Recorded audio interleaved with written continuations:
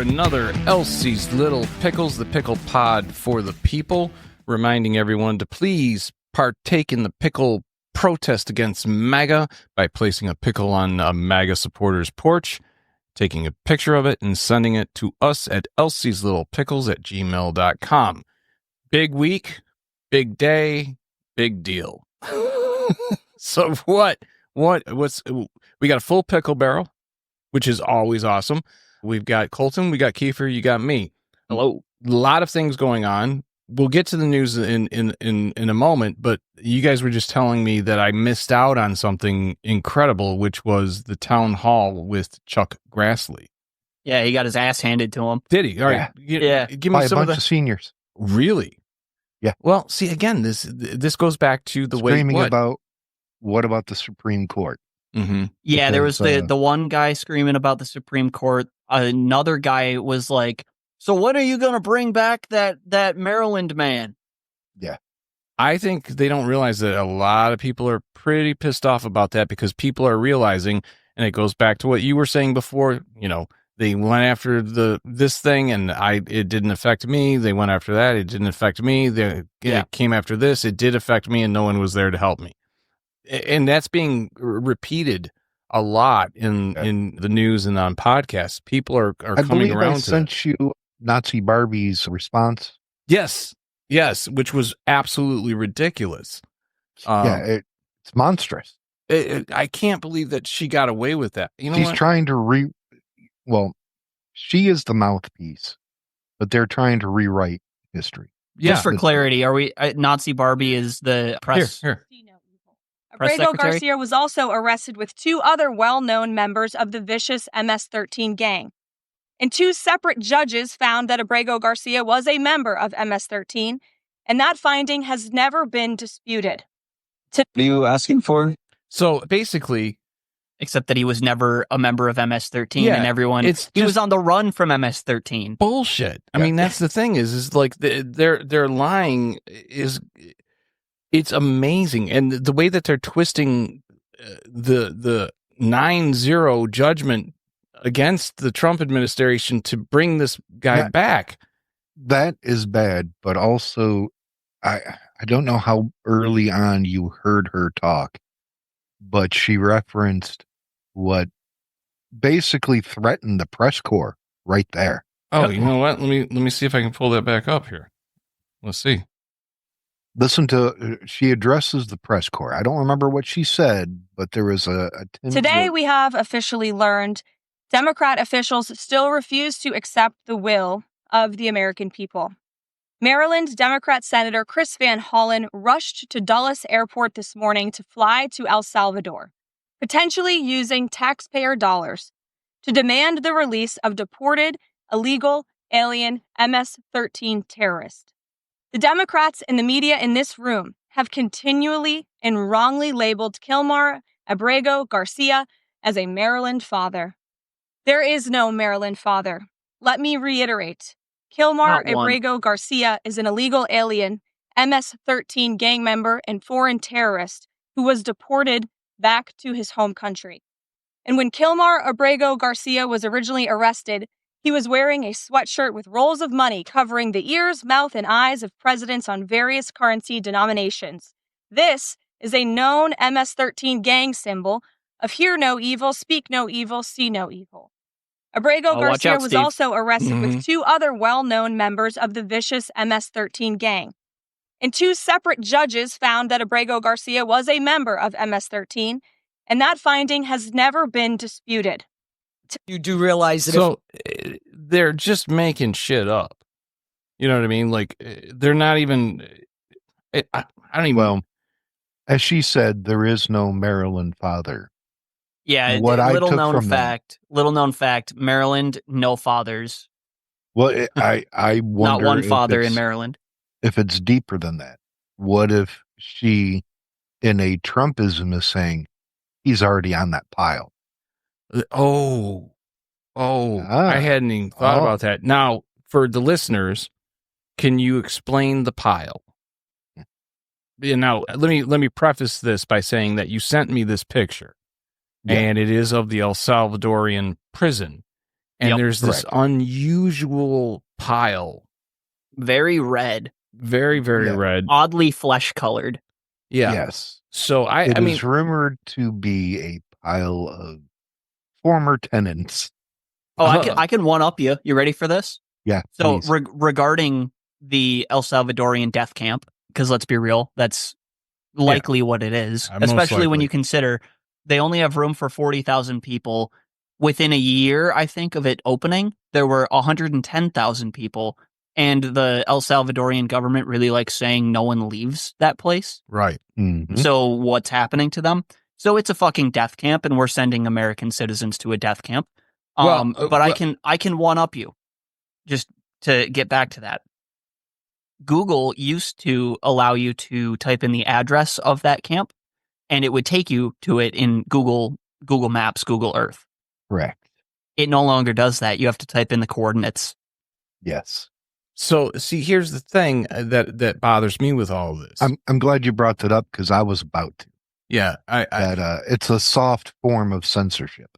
And you're seeing more of that. You know what I mean? Like, Yes. I don't think I had a story about it, and the page says this story is no longer available. right. That's exactly where I was going with this. Is people don't realize, like, I don't know if it's the Trump administration putting pressure on news media. I'm sure they are. I'm sure they are too, but whether or not the news media is actually reacting to that, or if that particular story was removed because they found some reason that maybe what was being reported wasn't accurate and they just pulled the whole story. I don't know. But what I do know is that you're seeing a lot of, so this is the brilliance of the Trump kind of plan, right? And it goes back to Steve Bannon, muzzle velocity, throw as much shit out there as you possibly can. We'll sneak 97 if they catch 3. Yeah. And also try to distract them with something that is maybe over the top outrageous. Yeah. And then you can, when they're looking to the left, you can go pivot right. And now you're getting all of your really nasty shit through. Well, I mean, in boxing, we already know what this is. It's the jab or the feigned jab. So then you can come in with a hook to the rib. Right. So I and this we'll get to this in a minute, but the idea, in my opinion, is, and you heard on the hot mic with Trump and the president of El Salvador, Trump told them homegrown. Next is homegrown, right? So they definitely want to send American citizens to this El Salvador prison thing. Right. And really it's a death camp at the end of the day. But can I just point something out too with this? This is not a unique strategy. As far as I remember, there were no death camps in Germany in 1940s. They were all in Poland, they were in Czechoslovakia at the time, they were in, Austria, they were not in Germany. Well, yeah, because you don't want that shit in your backyard. It's to quote Carlin, it's NIMBY, right? Yeah. Yeah, we need more prisons. Not in my backyard. Yes, we need more this. We need more that. Not in my backyard. We need more nuclear. Not in my backyard. So NIMBY is very not much just that. It's also, well, basically, if the United States ships people and citizens to El Salvador, they are no longer under U.S. Constitution. That's what they're trying to play here, right? So because the Supreme Court wasn't incredibly to the letter specific on what it was that they were ruling on, that opened up. I think they were too. But the interpretation that Trump is getting away with and the administration is getting away with. He can come back if he wants to. Yeah, but we're just going to send him back anyway, right? He can come back if he wants to. We're not saying he can't come back to the U.S. if he wants to. But the fact of the matter is they've also said it doesn't matter. He's an illegal immigrant, and we will deport him back to El Salvador. There's an issue with that, and that is in the 14th Amendment. It doesn't specify U.S. citizens. It says any person. Any person, exactly. Now, when someone refers to someone as an illegal immigrant, that is not a crime. I don't know if you guys are aware of this. No, I not didn't. a crime. Yeah, it's a civil violation. Well, yeah, no, because crossing a border is not illegal. Correct. Crossing a border is not illegal. Overstaying a visa is illegal, but not. But it's still not a crime. It's a civil violation, not a criminal offense. Yeah, it's not a felony. However, if the person is removed and then comes back, it is now criminal. And that's what they're trying to do. Yes. That makes sense. But again, where are we going with this? You know what I mean? I think that's really what people are not paying attention to. Because it's very difficult. Every week is literally a shitstorm of fucking crazy, piled on top of nuts, piled on top of insane. Coming out of this administration. We've marched headstrong into 1984. Like not to pull the obvious example, not the year, like but the book. The book, not the year. Yeah. Like it's very Orwellian. To pull the standard, the stock. Oh, this is like 1984. No, it is. Yeah, but I mean, people don't recognize this, but they're even trying to get. If I'm not mistaken, I believe they were trying to find out who the exchange students were in colleges so that they could monitor their social media, and if they said one thing that the administration didn't black bagged and out you go. This is very quickly becoming a reality. And that reality is, again, you guys know I fucking hate the Hitler comparison. But when Hitler started with deporting the Jews. Exactly. So it's starting the same way, it's ramping up the same way. And have this, I was going to do a German accent, and it started to sound New York. Sorry, New York. But we got this nice resort down in Auschwitz. Yeah, exactly. and that's the thing is, in watching this, it's got a great concierge doctor named Megley. He just wants to take your temperature. He'll give you anything you need. Yeah. Dr. Feelgood himself. So, but the thing of it is that, a lot of news or a lot of podcasts, I should say, are starting to talk about this. You're starting to see this more on the podcast, but even like the most liberal MSNBC is not hitting this as hard as they should be. Like, no, because they're fucking pussies. Well, they're I know afraid. I'm going to derail this, but you said Dr. Feelgood. And I now have to ask you, have you seen the band Dr. Feelgood? No. They're, late 60s, early 70s, mid 70s. They're this like soul rock and roll from England. Yeah. Okay. I thought you were going Motley Crue. Yeah, honestly. I thought so too. No. I thought you were going to say, have you seen Vince Neil? They're called Dr. Feelgood, and they were fan-fucking-tastic. Like, holy crap. How long have they been around? Well, the singer and the guitar player are dead. Okay. In fact, I do believe they both died of cancer. Okay. But they were incredible. The guitar player, most people would end up knowing him for playing the Executioner in Game of Thrones. Oh, okay. But he was a fantastic guitar player. Okay. That band fucking rips.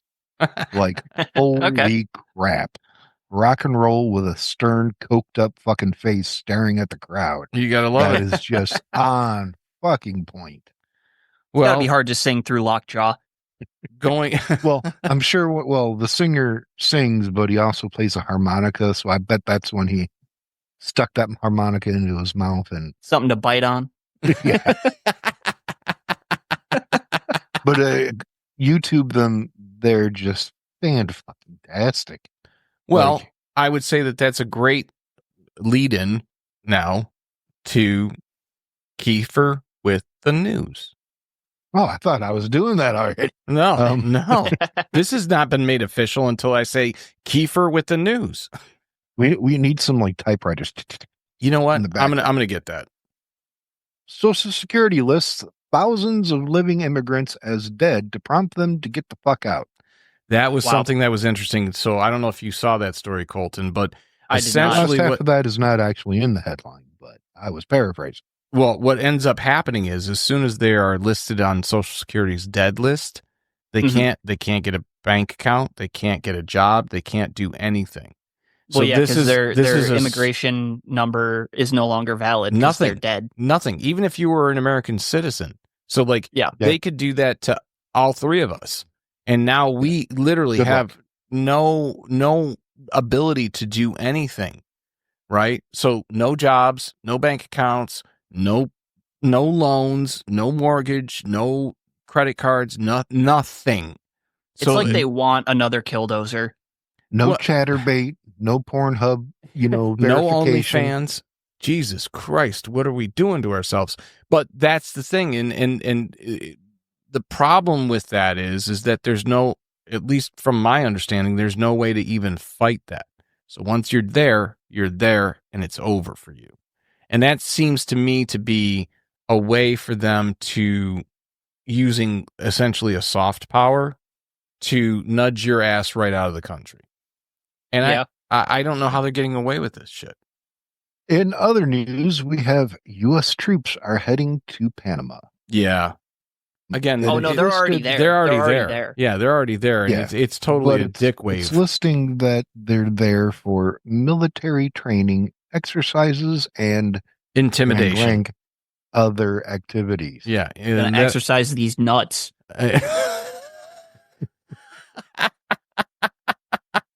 I mean, we laugh, but I mean, I don't think people fully are grasping. These are all the small steps that lead you to the point where you go, how in the fuck did this happen? What's worse is it's exponential. So first it's Mexicans are rapists. I'm sure some of them are nice people. Then it's, trying to bad put hombres. in a travel ban. Yeah, bad hombres. Then it's instituting a travel ban against countries you don't like. And then it becomes, okay, we're going to deport any illegals. And again, my absolute total distaste and hatred for the Hitler comparison is still within me, but I don't know who else you compare it. Well, I don't know who else you compare it to. Because there is no one else to compare it to. These are the exact same things that Hitler did. Yeah, and it ramps up. The steps only get bigger. Yeah. The steps only get bigger, and they only get wider as you progress through this. Yeah. How tall is Trump? He's about yay tall. Yay tall. But cool it over there, Elon.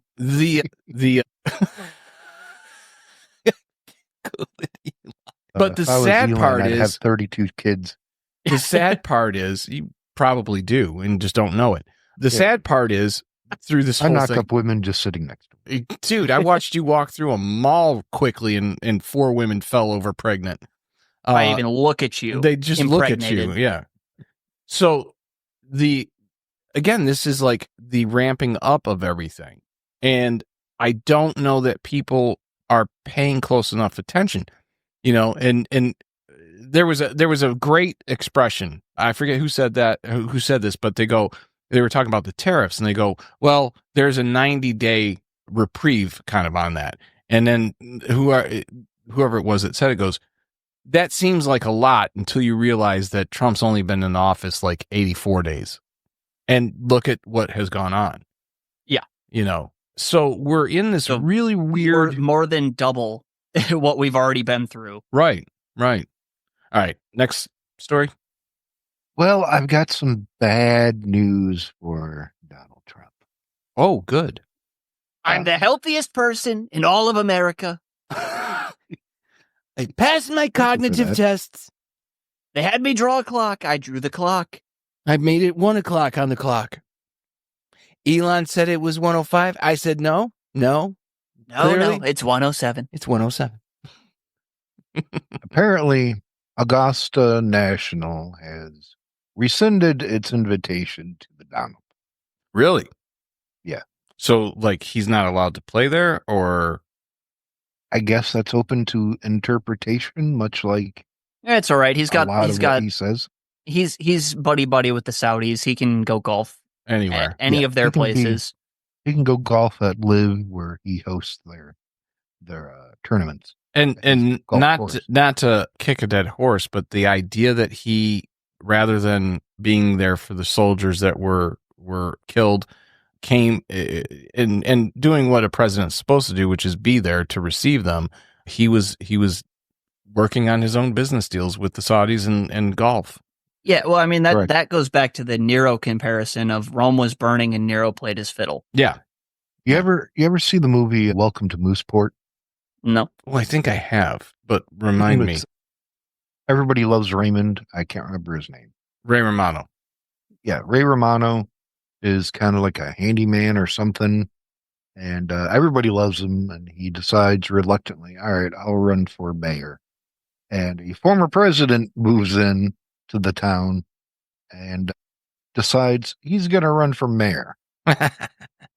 So the two of them are squaring off, and there's a scene, though. Point of this is that they're golfing for the right to date a woman, and the president's ex-wife shows up and, wants to make the golf game fair. So she orders all of the Secret Service agents out of the trees, out of the landscape, because for years they've been helping him cheat. And it's so funny because he hits the golf ball and it just careens out, and he's like, well, we'll just say that's a mulligan. And they're like, no, that's not a real rule.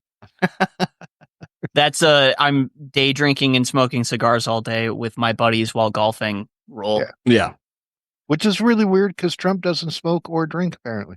No, he doesn't. He's just a cuck. Yeah. He likes knowing that his wife hates him while he's on the golf course. He likes the ball and cup. And in other news, apparently photographed and videoed are U.S. military planes in Afghanistan. The fuck are they doing there? Staging for Iran. Oh, okay. Yeah, that makes sense. That does the make Taliban sense.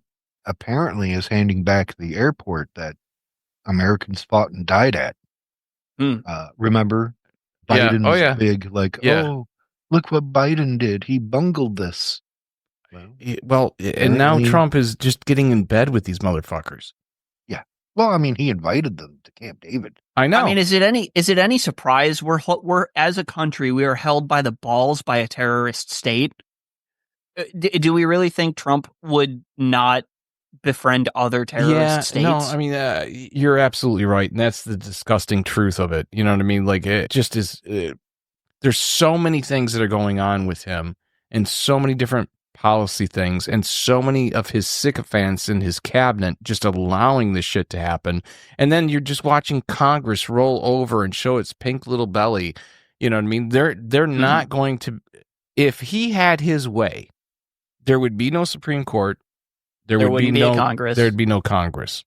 Yeah. It would just be him and his cabinet, and that cabinet would just be filled with people that go, yes, sir, yes, sir. I can't. Like, did you see where they had the televised version? Is my tongue deep enough, sir? Yeah.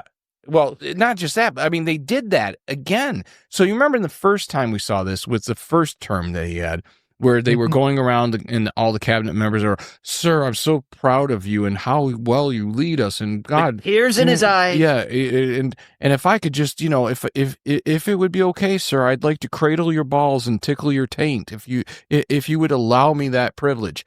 They did it again.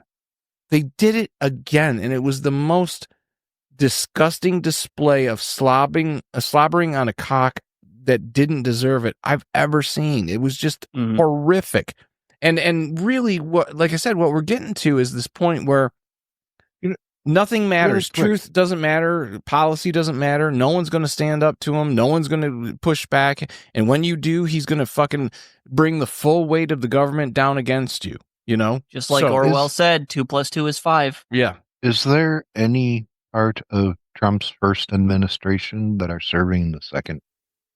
Stephen Miller. All right, Miller. What was Miller in the first? Because now he's like kind of running the show. Yeah, I forget. I think he was. He was an advisor. I think he was a speechwriter and an advisor, and he was advising on immigration policy.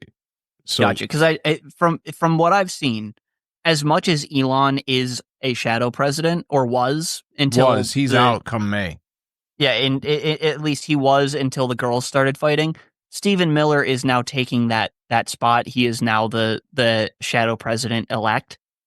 Absolutely. I liked him better the first time when he had that groovy band. Fly like an eagle.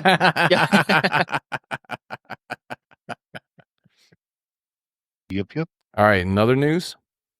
And in other news, the Trump administration has been ordered to unfreeze funding in dispute with Maine over their transgender students. I don't think they're going to do it. I think they're going to, they're going to dig in their heels. Yeah, I think they're already in a legal dispute over this. Yeah, and yes. What does Trump do in any legal dispute? Digs in his heels, delay. I mean, that's just his MO. Reportedly, the funding over the transgender students, do you know how many listed? 2 official? Yeah, it's 2. 2 students. Yeah, 2 in the whole state. This brings up another story that I saw, which is the UK Supreme Court just officially codified under their Equality Act that woman is defined by biological sex. Yeah, I just saw that too. I mean, it's not.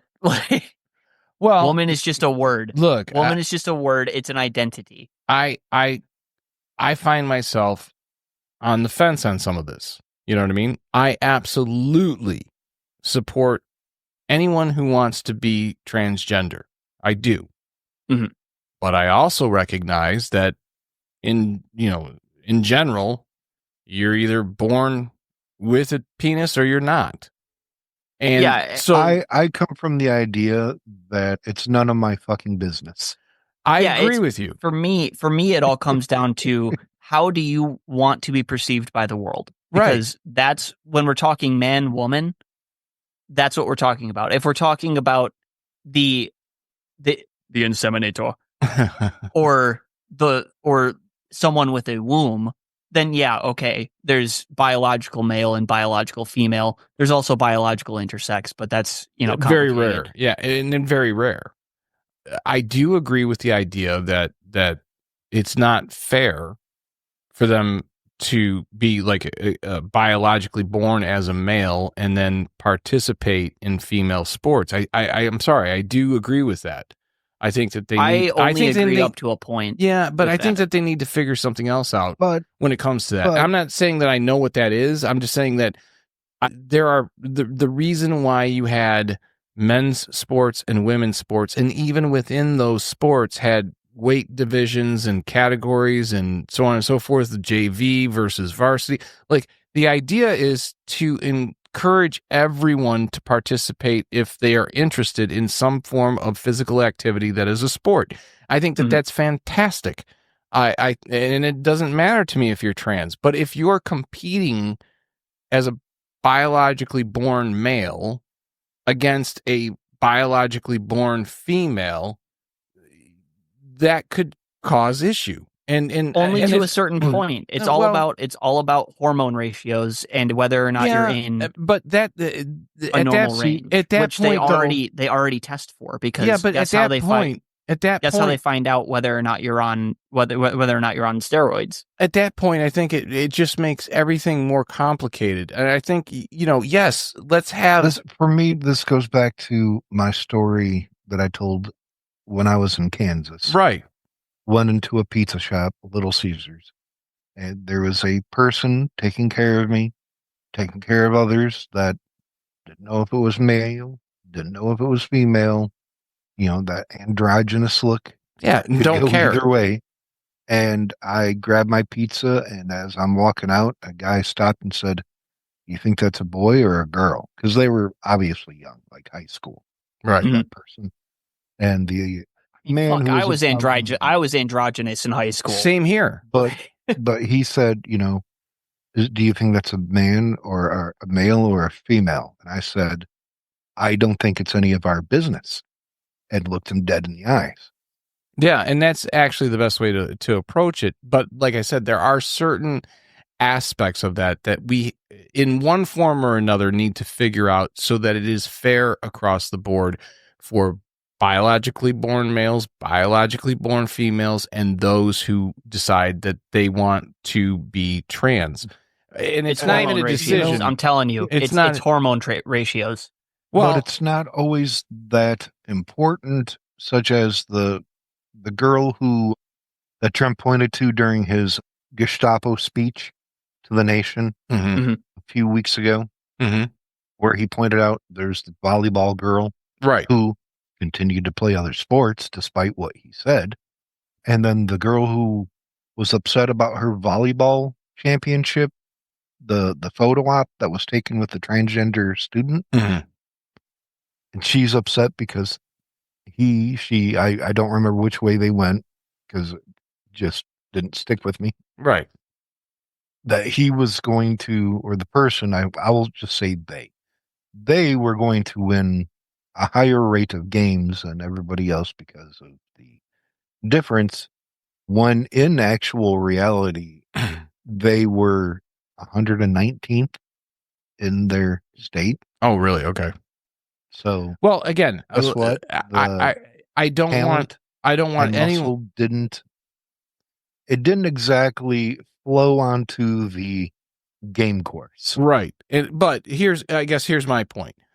I think that I guess you just can't coach talent. I think that you're absolutely right. I think my perspective is, first and foremost, it's none of my business. It is a complicated issue. There are things that need to be figured out and agreed upon.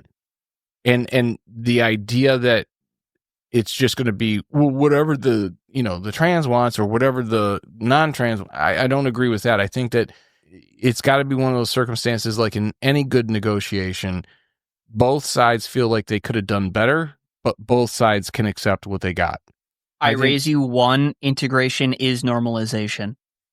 In the sense of the few trans athletes that exist within this country, normalizing them existing in all spheres means integrating them in all spheres. And maybe you're right. I don't know. I think, like I said, I think it's a very complicated issue, and it's a nuanced issue. I don't have the answer, but what I do know is that my view on the day to day, like, well, you wake up in the morning, you put your pants or your skirt on or whatever the fuck you put on, you go to your job, you do your deal, or you go to school, do your deal, whatever. I think that in those, in the general sense of living, the social reception, you should just accept these people because that's who they feel that they are. Now, I do draw a line, all right? And I wouldn't want Keith throwing a wig on and getting in the women's octagon. I can respect that. Okay, so you get that part of my argument. That I'll lose. You probably would, but that's not the point. My point being, I agree with you. If Keith woke up tomorrow, threw on a wig, and hopped in the women's octagon, I would not be cool with that. Yeah, and that's kind of my point. At a certain point over hormone therapy, you reach a point where your muscle density and your bone density are within a normal range for your identified gender, and regardless if you have nuts or not. Yeah, and you may be absolutely right. I don't know enough about it to be able to agree or disagree with you on that. My only point is that in general, you should be accepting of these people. You should be accepting of the fact that this is how they feel. This, just like anyone else. You know what I mean? Like some people, I am a long hair and I get shit for that a lot. But I don't fucking care, right? Not going to make a big deal, make it a political issue. Men with long hair, fuck it, whatever. You think of me what you want. I don't really give a shit. But I don't want people to think that I'm anti-trans. I want people to understand that I don't know enough about the subject to speak with any authority. I know just enough to have the beginnings of an opinion. But most importantly, I think it's a very nuanced issue, and it cannot be viewed as this is simply black or white, right or wrong. Last point that I'm going to make on this, at least from my point of view, is if you look at the Jim Crow era and the aftermath, which we are in the aftermath, the most this is just a good analogy. It's a good analog for the trans conversation. The most racist people live in white enclaves. I would agree. They do not have black neighbors. I would agree. People who are racist that move into very diverse cities tend to, not always, but tend to become less racist as they experience, hey, you know what? The guy that rings me out at the cash register at Kroger, he's black. It's no biggie. He's not holding a gun to my head. Oh, you know, the guy that runs the record shop is Arab. Well, I'll give you a perfect example. And I'm not going to say it's almost as if you're saying segregation is bad. Yeah, integration is normalization, is my point. And I agree with you on that. But, you know, we have elderly family members, and I'm not going to point out which one or who. There's two in particular, and you'll know who I'm speaking of. They went to the grocery store on their corner, and there is a very, very, a very butch trans person that's a cashier. And they freaked out about it. And my response to them was, being upset about that, did that change your groceries?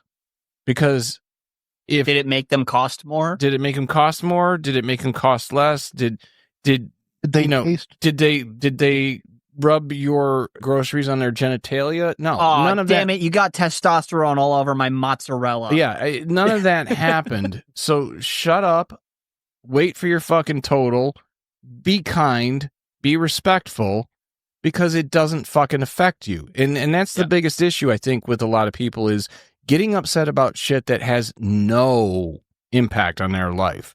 The vast majority of people who are racist because they don't have any contact, to your point, Colton, they don't have any contact with people outside of their kind of whiteness.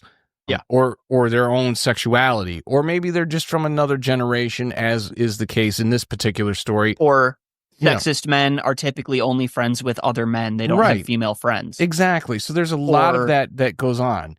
Extending that to trans people, if you haven't encountered a trans person in your life and you haven't interacted with a trans person in your life, you're more likely to be transphobic. Whereas if you realize, hey, they're still a person, and they're just a person. Well, and not just that. I've got an interesting question for y'all. Mm-hmm. What would it take for you to commit a hate crime? What is something that would make you so upset you would actually consider committing a hate crime? Depends on whether or not you can consider an attack on Trump. This is just a joke. Careful, son. Careful. Don't come after me. Careful. You might want to just stop that sentence there. Yeah. Especially in this environment right now. Yeah. So I would just stop it right there. My view on it is, and I fell into this, right? I'm being censored by liberals. Yeah. You poor son of a bitch. You poor little bastard. Let us go woke on you. Let us just try to prevent the FBI from showing up at your doorstep. There would take a lot for me, okay? But I did, under two different circumstances, find myself in a circumstance where I felt an anger, a violent anger towards a certain race of people. And the problem was, it was violence that was created or that was asserted against me first.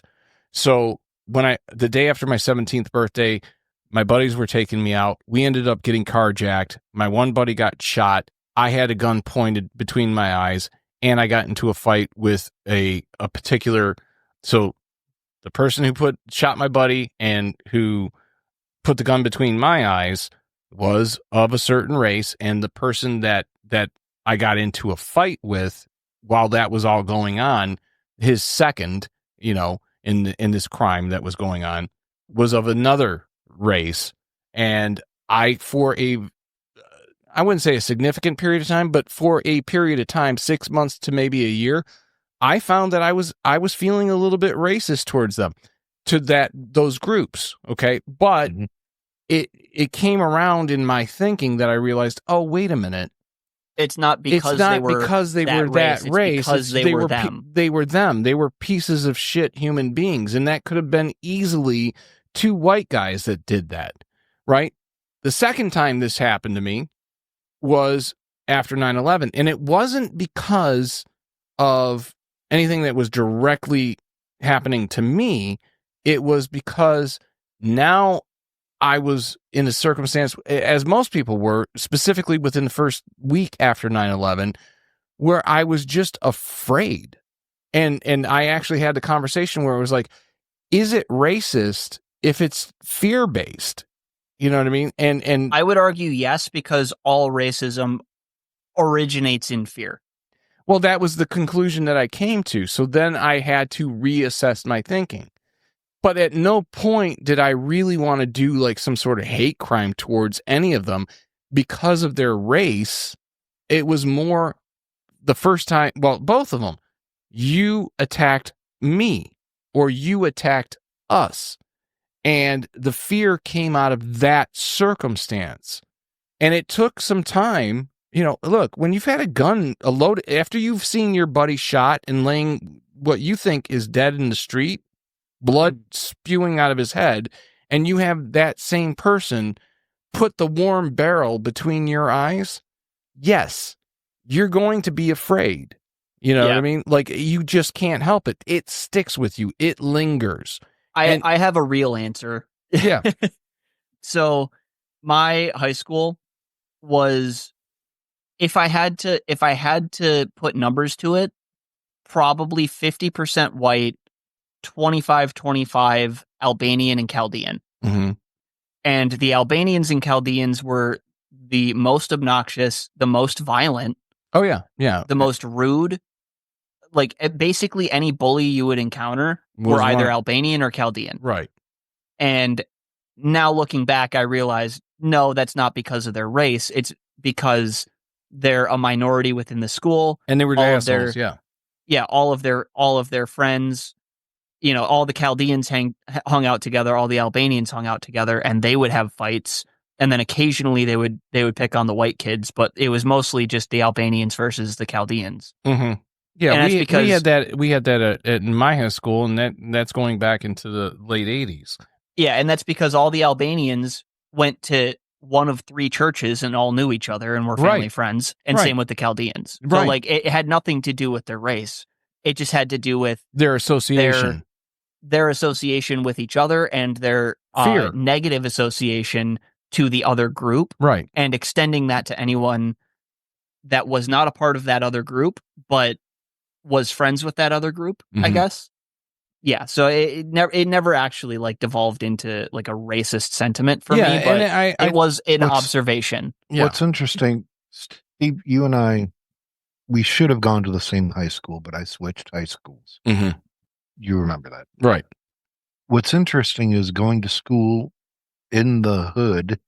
Like you did. South Warren. Yeah. Yeah. I didn't see any of that. No. I think, too, though, what people don't realize, and they shouldn't, is that you also went to school at the same school that Marshall Mathers, Eminem, went to. Well, yeah. But it's where I'm going with this is that school didn't have a lot of the problems the wealthier schools. No, because there's kind of a community in being poor. Yeah, very much. So it's kind of like, you know, I think Theo Von did the joke where he had a black friend of his go, you're the man or something like that. He's like, well, if I'm the man and I'm creating all this problem, why am I living next door to you? You know what I mean? Like, I'm as broke as you are, motherfucker. And the moral of the story is it's not white versus black. It's working class it's versus rich, ruling class. It's rich versus poor is what it is. Also, and as for my hate crime, it would probably be any color of skin, whether it's mine or any others. But if they're offering me avocados or guacamole, I'm killing a motherfucker. I hate avocados. It has nothing to do with them. It has everything to do with the product they're slinging at you. That's right. I would like to also just point out. Avocado. I would like to point out. Yeah, I hate it too. There is no such thing as middle class. There's only working class. Yeah, at this there's point. There's no lower class, middle class, upper class. That's bullshit. There's rich and poor. Class. No, there's rich and poor. That's it. There's rich and poor in this country. And that's becoming a bigger divide right now because of the tariffs. And that's going to be a bigger divide because of policy. And that's going to be a bigger divide because of fucking Trump. Right? Anyways. Last news story. We'll keep this one light and friendly. Oh, great. Trump authorizes military to take control of public land along the southern border. Ooh. All right.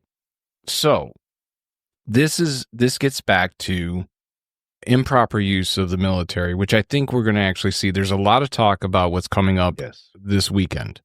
This weekend is 420, which for most of us would be a celebration of marijuana, would be a celebration of getting about vaccines. Yeah, it would be a celebration of. Let me tell you.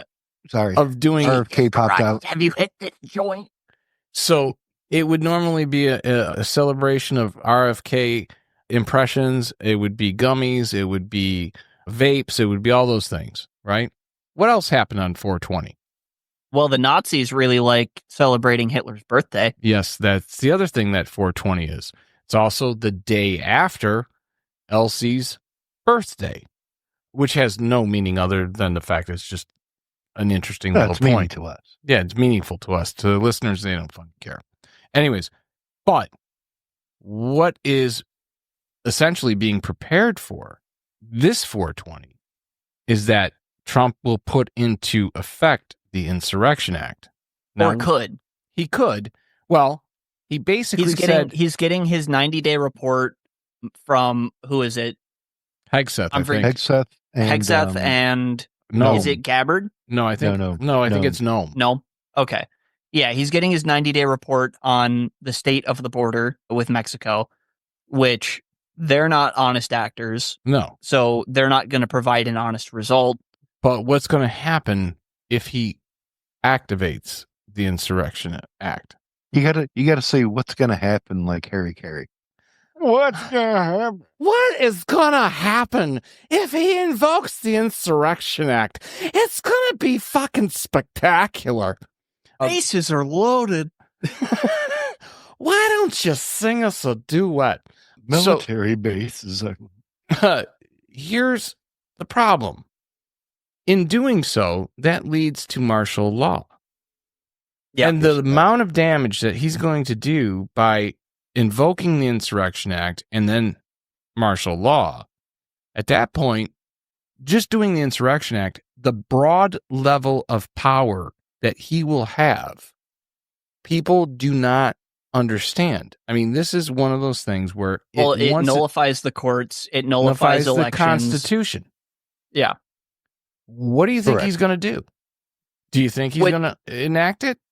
I think he's just dumb enough that he might, but the only thing giving me pause on that is the fact that if he were to do that, martial law is a scary thing to say to the American people, because we think martial law, we think North Korea, we think Russia, we think, Iran, we think all these authoritarian regimes down the line, and right? And rightfully so. Yeah, rightfully so. But my point being, the American is an easily spooked creature. Yeah. And that can be used in his natural habitat. That can be used for good. It is often used for bad. Right. But when the voting base of MAGA hears Insurrection Act and then hears martial law, I don't think that's going to play nice, quite honestly. And that's his voting base. I disagree. I think that the reason is because if martial law goes into effect, you're right, that nullifies the Constitution. You know, it's part of the Constitution. The only fucking amendment they care about, the Second Amendment. Well, here's where you're going to run into the issue, I think. I think quite possibly he will do it. One of the secretaries at one of the last cabinet meetings was already talking about seizing the guns. Yeah. And I don't think enough people know about that. No, because the fucking they don't think news it'll happen to them. Well, not just that, but the fucking news doesn't really fucking report that shit. They don't focus and they go, oh, this might have been overlooked, but this was said, and roll the tape. Yeah. Right? I'm with Bill Burr. Liberals need to get over their fear of guns. Oh, I agree. That was a brilliant bit that he had. Anyways, the point that I'm making here is I do think, and we'll know, you know what I mean? What are we talking? Today we're recording on Wednesday. 16th. We're recording on the 16th, so we're 4 days away from that. This will be posted on the 17th. What we're Easter is 420. Yeah, and what a great day to do that while everyone's... Look out for glazed eyes at the family dinner. No, I think what will end up happening is that glazed hams. This is going to be announced later in the day. I would say after 4 p.m. because he's not, or it's going to be announced early in the day when everyone's at church celebrating Easter and then having dinner. I think he waits until Monday. Honestly, no, I don't think so. I think he because he's going to be doing shit for Easter. I still think he's not a Christian. I think that he's not, but he has to put on the show. No, but still, he's just going to sign it. It's already written. If he's going to do it, it's already written, and all it needs is the signature. And if it doesn't already have that signature, all it needs is the announcement. And you're seeing all those pieces being put in place, whether that's troops in Panama Canal, whether that's troops at the border. And what people don't understand is that when he does that, he effectively takes over all of the National Guard and federalizes them. Yeah. And on top of that, can bring military troops from abroad or any of the bases at home and utilize them against Americans. And once that happens, if it happens, we're all fucked. Everyone's fucked because it won't be a situation where you have any fucking rights.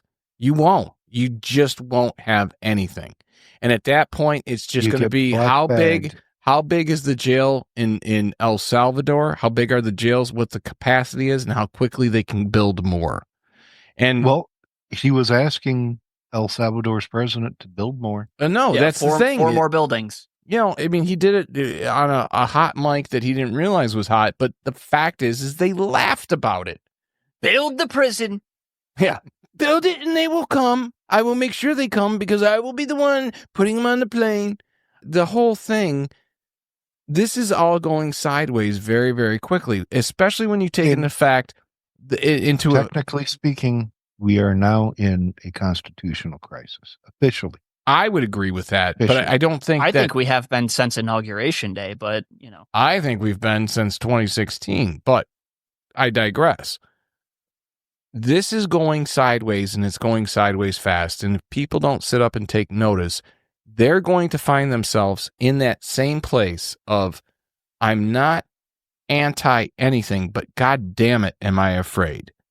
And when you Who's going to be left to advocate for you? Exactly. Who's going to be left? First they went for the communists. I was not a communist. So I did nothing. Then they went for the Jews. I was not a Jew, so I did nothing. Then they came for me, and there was no one else left to fight for me. And that's where I think we're getting to. I think that that's the point we're getting to.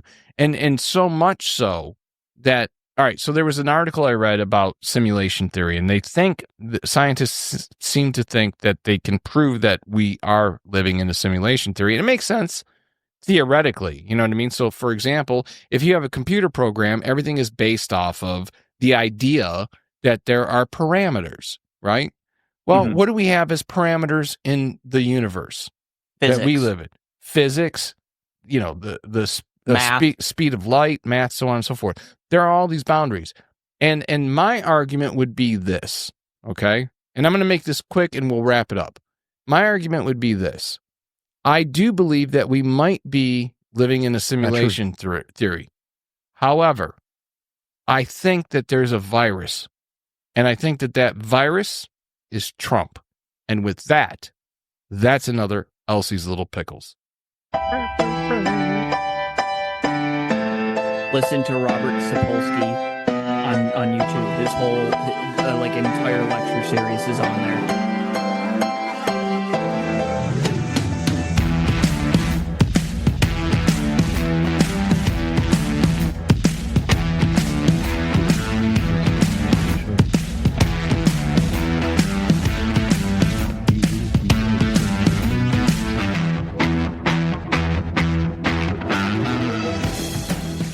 Wake up, people.